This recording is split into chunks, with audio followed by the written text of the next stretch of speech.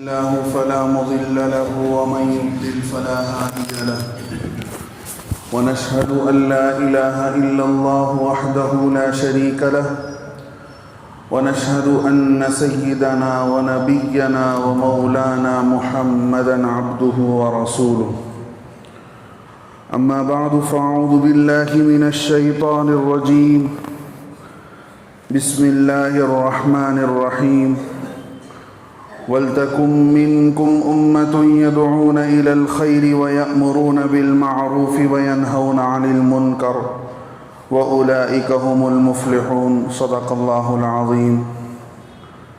وقال نبينا صلى الله عليه وسلم اتق الله حيثما كنت واتبع سيئة الحسنة تمحها وخالق الناس بخلق حسن. وقال صلى الله عليه وسلم أول سلاح هذه الأمة باليقين والزهد وأول فسادها بالبخل والأمل أو كما قال صلی اللہ علیہ وسلم. بزرگان ملت، اللہ رب العزت نے ہم کو جس دین سے نوازا ہے، مالا مال فرمایا ہے،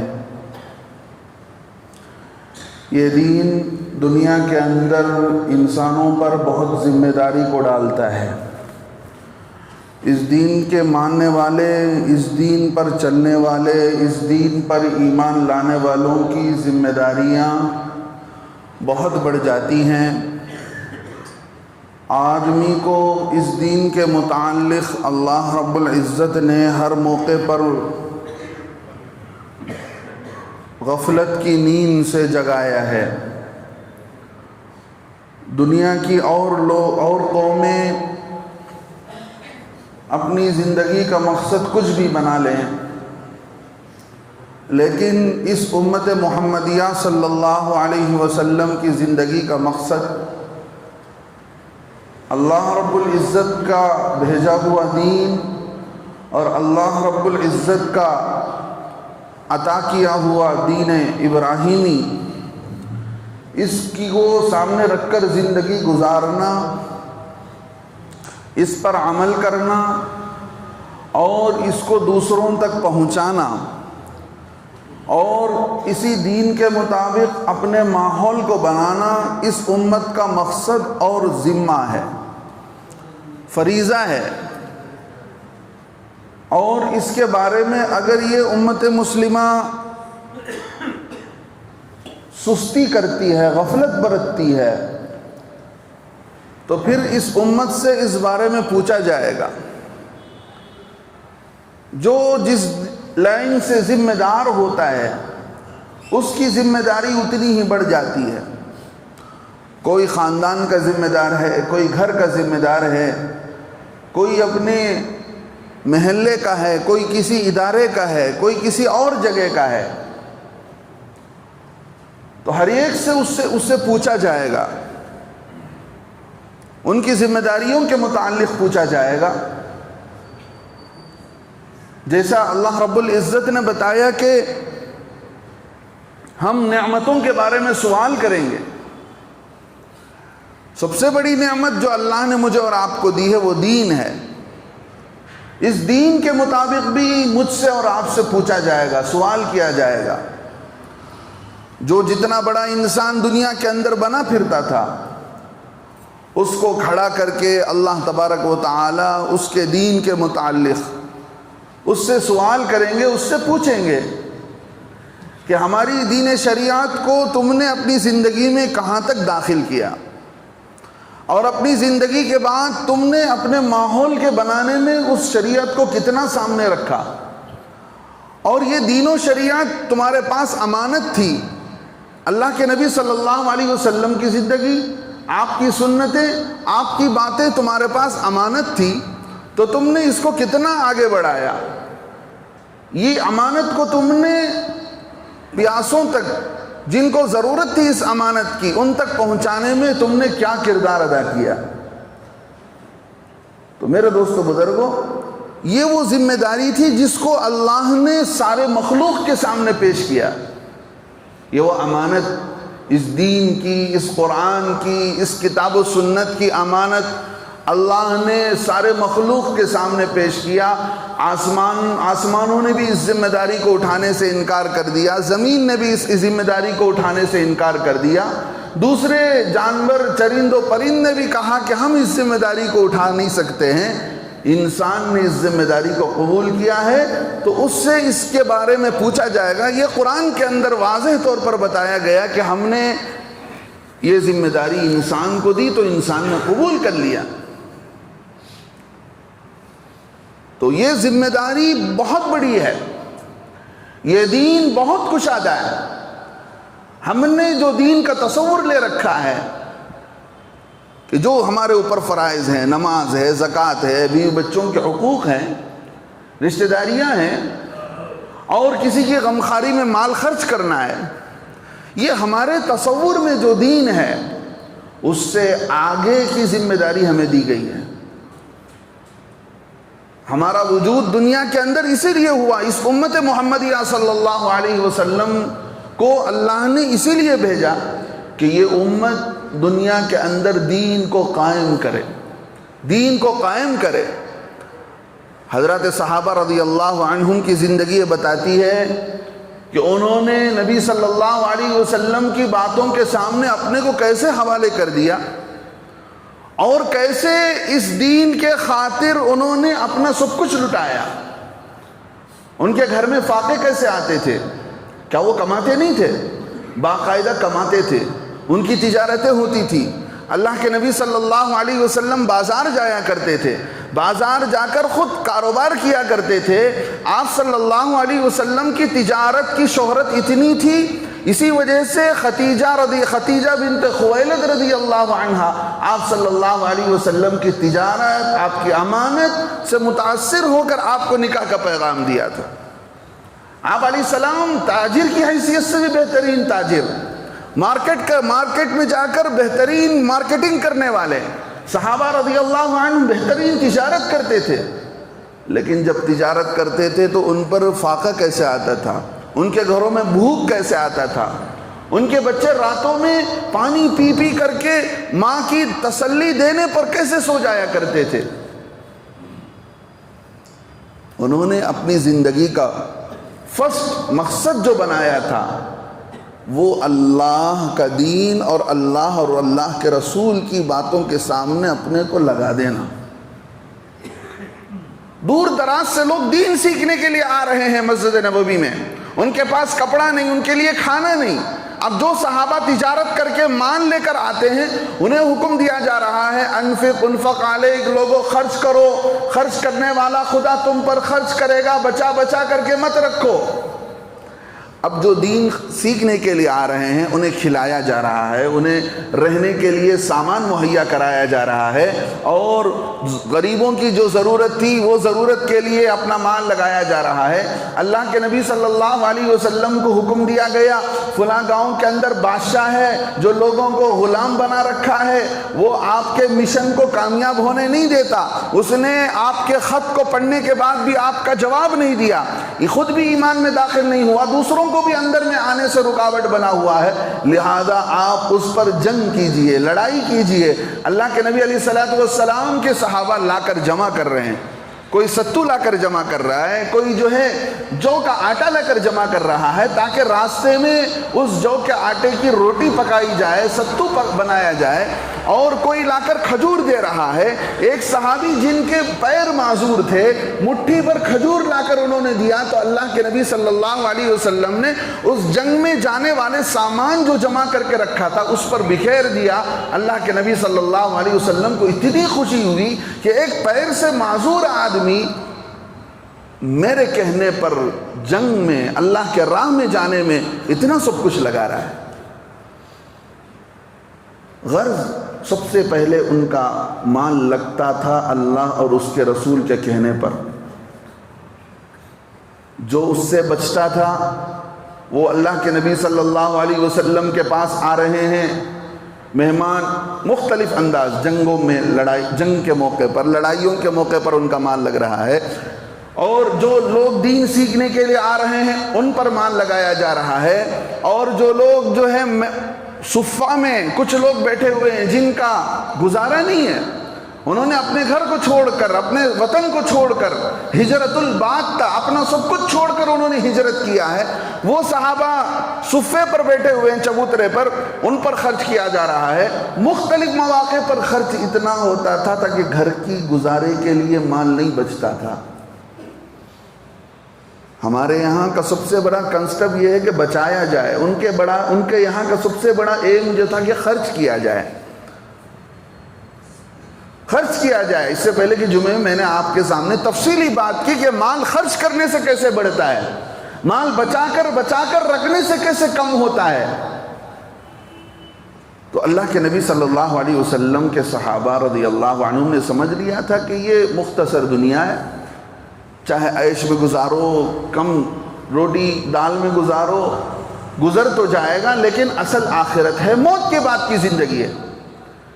اور اللہ کے نبی صلی اللہ علیہ وسلم نے صرف ان کو کلمہ حوالے نہیں کیا کہ دیکھو یہ کلمہ ہے، یہ دین ہے، بلکہ ایک مشن ان کو دیا، ایک ٹارگٹ ان کو دیا کہ دیکھو یہ دین قیامت تک چلنے والا ہے، قیامت تک کے لیے کتاب اتاری گئی ہے، میرا دین قیامت تک آنے والوں تک پہنچنا ہے۔ اس کے لیے بتا دیا اللہ کے نبی صلی اللہ علیہ وسلم نے انتقال سے پہلے حجۃ الوداع کے موقع پر صحابہ رضی اللہ عنہم کو جمع کر کے بتایا کہ دیکھو الا هل بلغت، کیا میں تم لوگوں تک دین نہیں پہنچا دیا، کیا میں تم لوگوں تک میں نے اپنے دین کو بتایا نہیں۔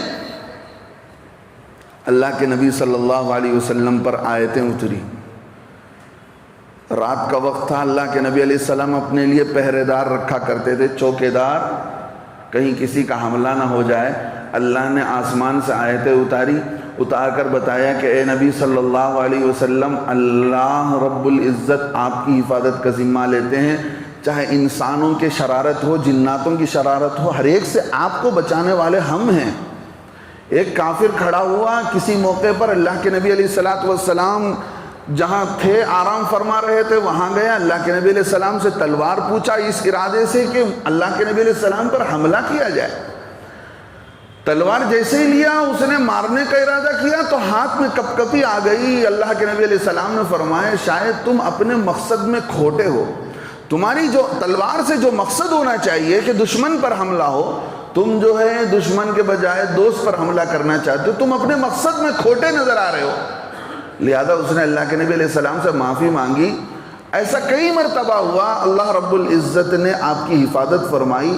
خواجہ ابو طالب ہمیشہ ایک دو کو لگایا کرتے تھے تاکہ اللہ کے نبی علیہ السلام کی حفاظت ہو۔ اللہ رب العزت نے قرآن کے اندر آیتیں اتار کر بتایا، اے نبی صلی اللہ علیہ وسلم، یا ایہا الرسول بلغ ما انزل الیک من ربک، جو کچھ آپ پر اتارا گیا ہے قرآن کی شکل میں، دین کی شکل میں، اللہ کی باتوں کی شکل میں، یہ ساری کی ساری چیزیں پہنچائیے، چھپا کر نہیں رکھنا چاہیے۔ جو کچھ آپ پر بھیجا آپ کو دیا گیا ہے، ساری کی ساری بات آپ بتائیں گے، اٹھا کر کے لیے نہیں رکھیں گے، چھپا کر کے نہیں رکھیں گے، نعوذ باللہ۔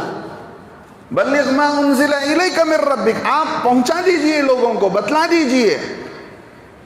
وَإِن لَّمْ تَفْعَلْ، اگر آپ نے ایسا نہیں کیا، فما بلغت رسالتہ، آپ نے اپنے رسول ہونے کا حق ادا نہیں کیا، آپ نے اپنے رسول ہونے کا حق ادا نہیں کیا۔ اگر آپ نے لوگوں تک دین پہنچانے میں کوئی کمی بیشی کی، کوئی کمی کی یا کوئی زیادتی کی، آگے اللہ رب العزت فرماتے ہیں واللہ یعصمک من الناس، اللہ آپ کو لوگوں سے بچانے والے ہیں، لوگوں سے حفاظت کی ذمہ داری اللہ نے لے رکھی ہے۔ لہذا شیاطین کی شرارتیں ہوں، جنات کی شرارتیں ہوں، انسان کی شرارتیں ہوں، ہر ایک سے حفاظت آپ کی جائے گی۔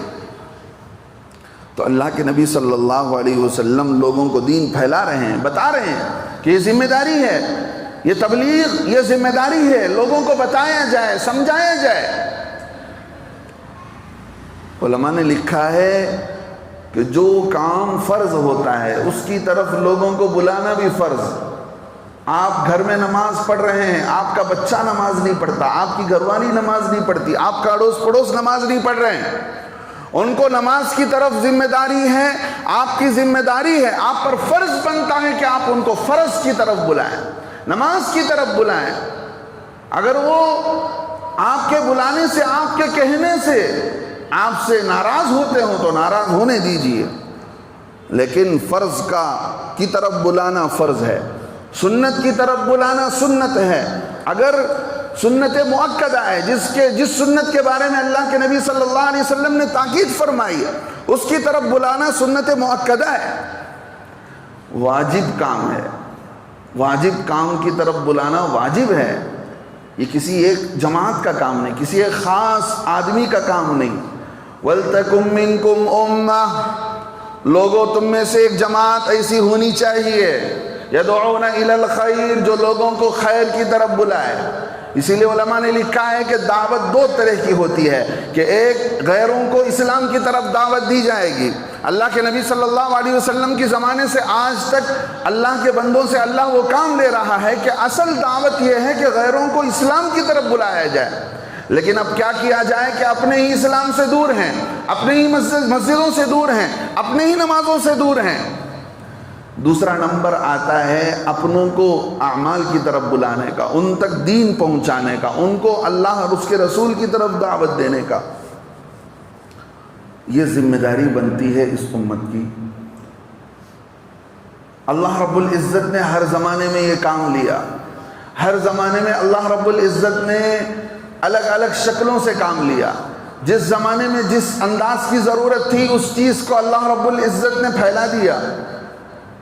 ہر زمانے میں کچھ لوگ ایسے ہوتے ہیں جو امت کی فکر رکھنے والے، امت کے لیے تڑپنے والے، امت کے لیے رونے والے، اللہ رب العزت ان کے دلوں میں کام کی شکلیں ڈالتے ہیں۔ ہر زمانے میں ہندوستان کی اگر آپ تاریخ پڑھ کر دیکھیں تو ہر زمانے میں مختلف داعیوں سے، مختلف مصلحین سے اللہ رب العزت نے الگ الگ انداز سے کام لیے۔ حضرت مولانا ابو الحسن علی میاں ندوی رحمۃ اللہ علیہ نے مستقل کتاب لکھی ہے تاریخ دعوت و عظیمت۔ ہم پڑھ کر دیکھیں تو پتہ چلتا ہے اللہ کے نبی صلی اللہ علیہ وسلم کے بعد دعوت کی ذمہ داری، تبلیغ کی ذمہ داری کس انداز سے ادا کی گئی، اللہ نے کن کن لوگوں سے کس انداز سے کام لیا۔ عام طور پر یہ سمجھا جاتا ہے کہ ہم ان پڑھ ہیں، ہمیں کیا پتہ ہے، ہم لوگوں کو کیا بلائیں گے، ہم لوگوں تک کیا سمجھائیں گے۔ جو جتنا جانا ہے وہ اتنی کی ذمہ داری اس پر ہے، جو جتنا سمجھا ہوا ہے اتنی کی ذمہ داری اس پر ہے۔ لیکن اقامت دین، اللہ کا دین کیسے قائم ہو جائے؟ مسجد کی شکل میں، مسجد تو ہے، اسلام کی شعائر میں سے، اسلامی نشانیوں میں سے ایک نشانی مسجدیں ہیں، اللہ کے گھر ہیں۔ لیکن یہ مسجد 24 گھنٹے والے وہ اعمال جو اللہ کے نبی صلی اللہ علیہ وسلم کی مسجد میں ہوتے تھے، کیا ہر مسجد اور ہر مسجد کے تحت آنے والا مسلمان اس مسجد سے، اس مسجد والے اعمال سے جڑا ہے؟ اپنے دنیا سے، جو دنیاوی ذمہ داری سے جو وقت بچتا ہے، کیا اس وقت کو آدمی اللہ کے دین کے لیے دے رہا ہے؟ قرآن سیکھنے کے لیے، قرآن سمجھنے کے لیے، دوسروں کو اللہ کے دین کی طرف بلانے کے لیے، مسجد کی طرف بلانے کے لیے، دوسروں کے حق میں اللہ سے دعائیں مانگنے کے لیے۔ میرے دوستو بزرگوں، دنیا کے اندر اللہ نے اسی لیے پیدا کیا ہے، درد دل کے لیے پیدا کیا انسان کو، کچھ ورنہ کچھ کم نہ تھے طاعت کے لیے کرو بیاں۔ طاعت کہتے ہیں عبادت، کرو بیاں کہتے ہیں فرشتے۔ آسمان پر کوئی 4 انگلی کے برابر کا حصہ بچا نہیں ہے۔ حدیث پاک میں آتا ہے ہر جگہ پر کسی نہ کسی فرشتے کا سر پڑا ہوا ہے، وہ سجدے میں، وہ رکوع میں، وہ نماز میں، وہ اللہ کے سامنے میں عبادت میں پڑا ہوا ہے۔ فرشتے کم نہیں تھے اللہ کی عبادت کے لیے، کہ انسان پر غم کھانا، انسان کا درد پیدا کرنا۔ عام طور پر ایک سوال یہ ہوتا ہے کہ بھئی مسلمانوں کو کیا دعوت دیں گے، مسلمانوں کو کیا دعوت دی جائے گی؟ دعوت تو غیروں کو جا کر دو۔ ٹھیک ہے، غیروں کو دینی چاہیے، لیکن یہ بتائیے مجھے، کیا وہ ماحول جو ایک غیر مسلم اسلامی ماحول دیکھنا چاہتا ہے، ایک اسلامی گھر دیکھنا چاہتا ہے، ایک اسلامی فیملی دیکھنا چاہتا ہے، ایک اسلامک اسکول دیکھنا چاہتا ہے، جہاں پر اس کے لیے ایک ماڈرن اسلام اس کے سامنے آتا ہو، ایک فیملی اسلام کے طور پر اپنی زندگی کو رول پلے کر رہی ہو، وہاں آ کر اسے سمجھایا جائے کہ دیکھو عورت ہو تو ایسی زندگی گزاری جائے، مرد ہو تو ایسا ہو۔ پاکستان کی ایک عورت جاپان گئی، وہاں جا کر اس نے وہاں کے ایک نو مسلم سے اسلام قبول کیا، نو مسلم ہو گیا، جاپان کا تھا، جاپانی تھا، اسلام میں آیا تو وہ پاکستانی لیڈی نے اس سے نکاح کر لیا۔ لیکن اللہ معاف فرمائے، اللہ معاف فرمائے، مرا بخیر تو امید نے شرم رساں۔ علامہ شیخ سعدی رحمۃ اللہ نے کہا تھا بھئی دیکھو تم سے ہمیں اچھائی کی امید تو نہیں ہے کہ تمہارے سے دین کو فائدہ ہو جائے، تمہارے سے مسجد کو فائدہ ہو جائے، اگر تم سے اچھائی کی امید نہیں ہے کم از کم نقصان تو مت پہنچانا۔ اس کے تعلقات ہوئے پاکستان کے کسی بزنس مین سے، وہ تھا 2 نمبری۔ اب اس نے کاروبار کیا تو اسے دھوکہ دیا، ایسا دھوکہ دیا، ایسا چونا لگایا، اس نے سمجھا کہ میں نے تو کتاب میں پڑھا تھا کچھ اور ہی اسلام، لیکن دیکھ رہا ہوں کچھ اور ہی مسلمان، مجھے ایسا اسلام بھی نہیں چاہیے، ایسا مسلمان بھی نہیں چاہیے۔ اس نے توبہ کیا، نعوذ باللہ، مرتد ہو کر وہ واپس چلا گیا۔ میرے دوستو بزرگوں، یہ ہو رہا ہے، یہ ہو رہا ہے۔ اسلام کے پیاسے آج بھی ہیں، اللہ کا فضل، اسلام میں سب سے زیادہ دین داخل ہو رہے ہیں۔ ایک فرانس کا عرب تھا، وہ تھا تونسیہ کا، وہ چلا گیا تھا فرانس میں، جا کر وہاں کا وہ شہری ہو چکا تھا، ہمارے ساتھ تھا وہ ایک موقع پر جماعت میں۔ اس نے کہا کہ فرانس کے صدر سے، آج سے 15 سال 17 سال پہلے کی بات کروں، فرانس کے صدر سے کسی نے جا کر کہا بھئی سب سے زیادہ اگر کوئی کسی مذہب میں داخل ہو رہے ہیں لوگ فرانس کے اندر تو وہ اسلام میں داخل ہو رہے ہیں، اگر میجورٹی فرانس کی اسلامک ہو جائے تو تم کیا کرو گے؟ صدر نے جواب دیا، اس زمانے کے صدر نے، کہ اگر میجورٹی مسلمانوں کی ہوتی ہے تو میں بھی مسلمان ہو جاؤں گا۔ آج سب سے زیادہ اسٹڈی کی جانے والی اسلامک کتابیں ہیں، سب سے زیادہ کسی مذہب کو قبول کیا جا رہا ہے تو اسلام کو قبول کیا جا رہا ہے، ایمان کے اندر لوگ داخل ہو رہے ہیں، لیکن معاف فرق کریں، ہماری زندگی کو دیکھ کر، میری اور آپ کی زندگی کو دیکھ کر انہیں اسلام نظر نہیں آ رہا ہے، اسلام سمجھ میں نہیں آ رہا ہے ان کو۔ ایک مثال ہے آپ کے سامنے میں دی، آپ یہ مت سمجھیے کہ ایک ہی مثال ہے، اللہ معاف فرمائے، بغیر کسی محنت کے، بغیر کسی جد و جہد کے، گھر بیٹھے جو ہمیں مسلمانی ملی ہے اس کی قیمت ہم کو نہیں ہے۔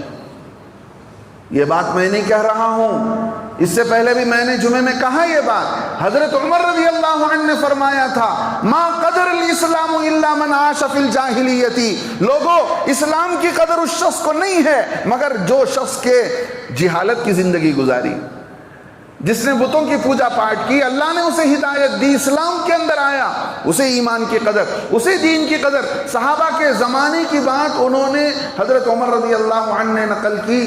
آج ہماری زندگی کو دیکھ کر یہی پتہ چلتا ہے باپ دادا سے ہمیں اسلام ملا، اسلام کی کوئی قدر نہیں۔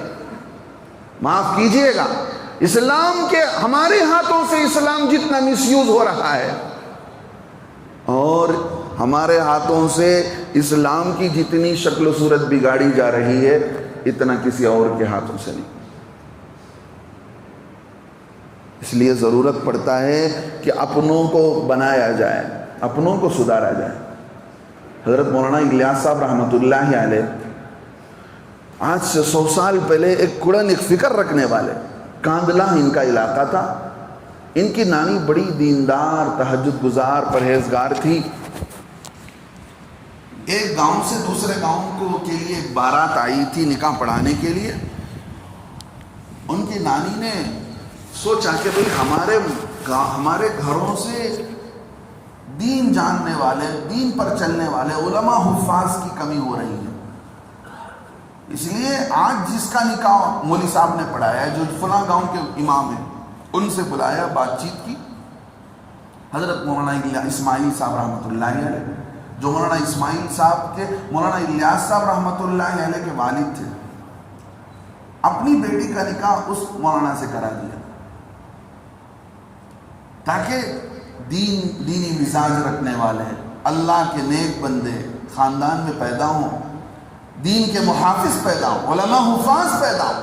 جن سے اللہ دین کی خدمت لے، اس ایک بیچاری کی کڑن اور فکر سے مولانا اسماعیل صاحب رحمۃ اللہ علیہ جیسے عظیم دائی، عظیم اللہ کے نیک علماء، عالم وقت ان کو ملے، ان سے نسل چلی، انہی سے حضرت مولانا الیاس صاحب رحمۃ اللہ علیہ، حضرت مولانا یحییٰ صاحب رحمۃ اللہ علیہ جو حضرت مولانا شیخ زکریا رحمۃ اللہ علیہ کے والد ہیں۔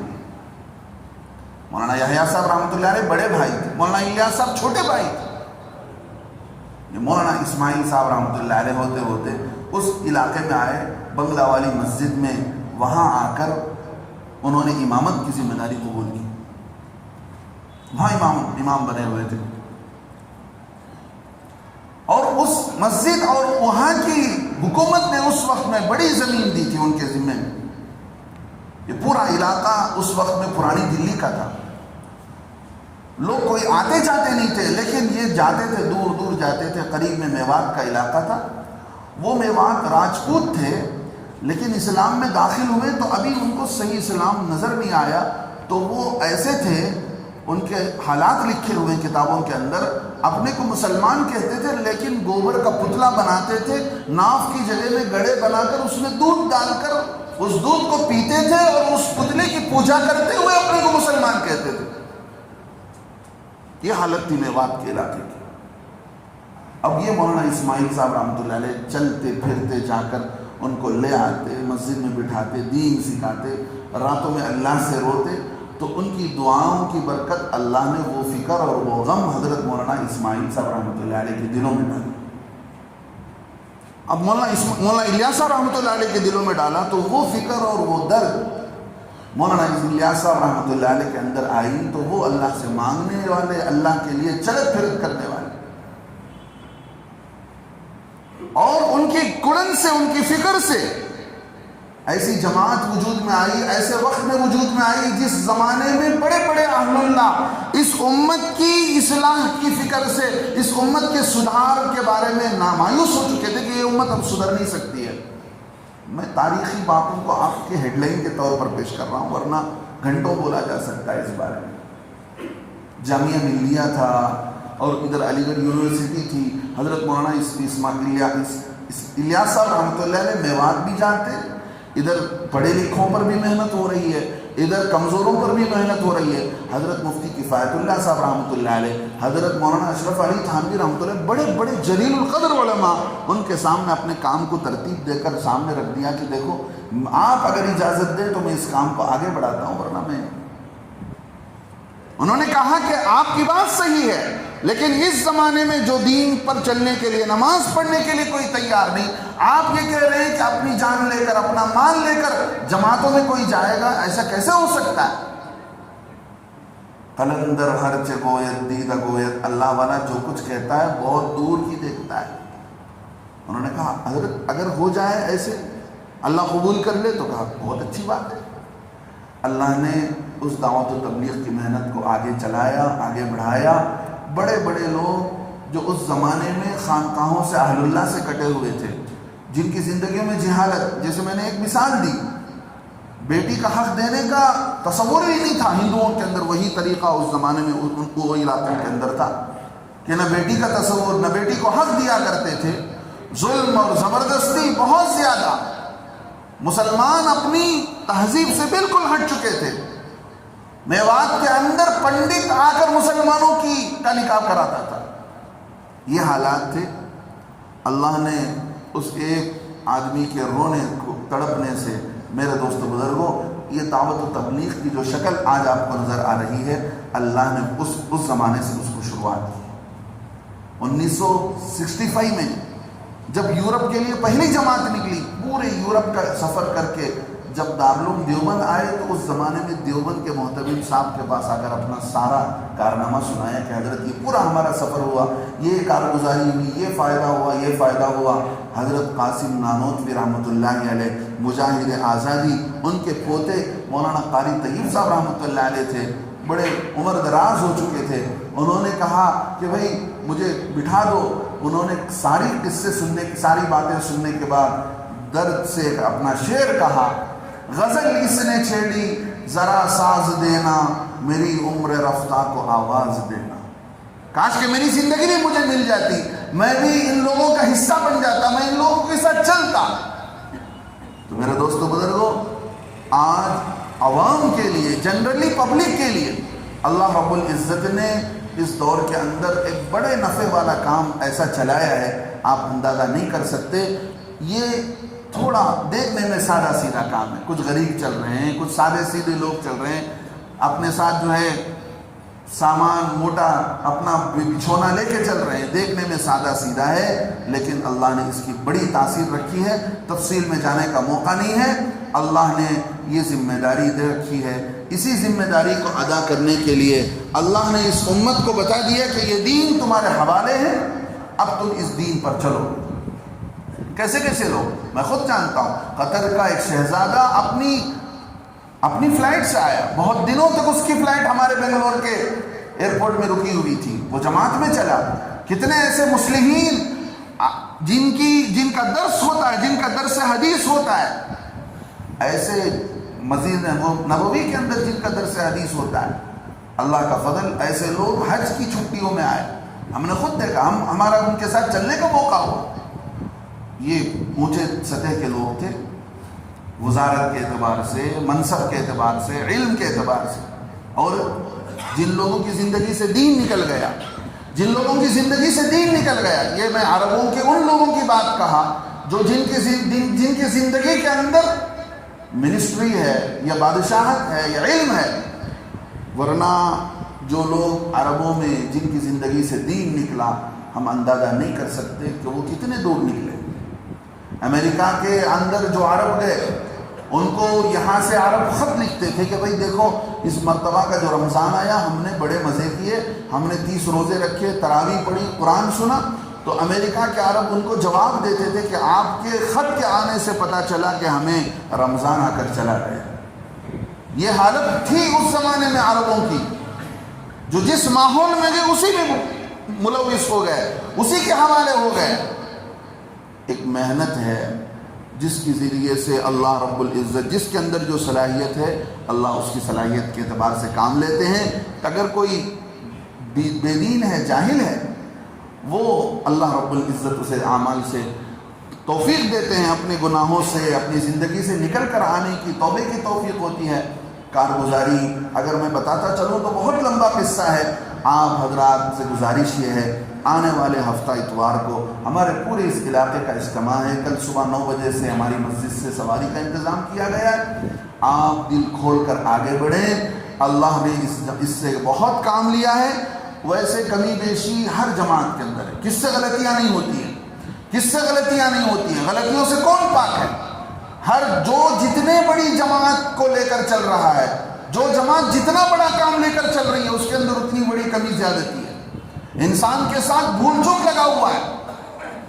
بہت سارے حضرات اس بات کو ذہن میں لے کر مسجد میں فضائل اعمال کی تعلیم میں نہیں بیٹھتے کہ اس کے اندر غلط سلط باتیں، نعوذ باللہ۔ بات آ گئی تو میں آپ سے کہتا ہوں، مسجد کے اندر سب سے زیادہ تبلیغ کی بات فضائل اعمال سے ہمیں سننے کو ملتی ہے، جماعت کے حوالے آتے ہیں تو ان سے سننے کو ملتی ہے۔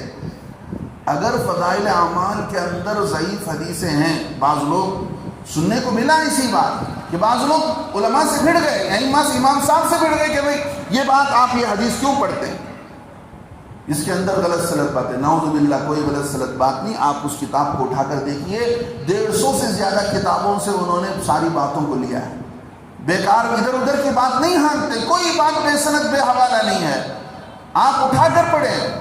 ضعیف حدیث اس کتاب میں ہے تو میں آپ کو بتاؤں تو آپ کو تعجب ہوگا، ضعیف حدیث بخاری کے اندر بھی ہے۔ یہ علماء کا کام ہے کہ وہ بتائیں کہ کون سی ضعیف حدیث ہے، اس کو کیسے لیا جائے، پڑھا جائے نہ پڑھا جائے، یہ الگ عنوان ہے۔ بڑے بڑے اہل اللہ کی کرامتیں بھی اس کے اندر بیان کی گئی ہیں، اور ان اہل اللہ کی کرامتوں کو بڑے بڑے علماء نے مانا ہے۔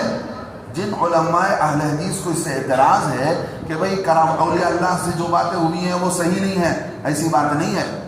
علماء اہل حدیث نے جن کو فالو کیا ہے، علامہ ابن القیم رحمۃ اللہ علیہ، علامہ ابن تیمیہ، انہوں نے اولیاء اللہ کی کرامات کو مانا ہے، اپنی کتابوں میں لکھا ہے، اور یہ ہمارے اہل سنت والجماعت کے عقائد میں داخل ہے کہ اولیاء اللہ کی کرامتیں ان کا ہونا، اولیاء اللہ سے خلاف عادت کام ہونا، یہ بالکل صحیح ہے۔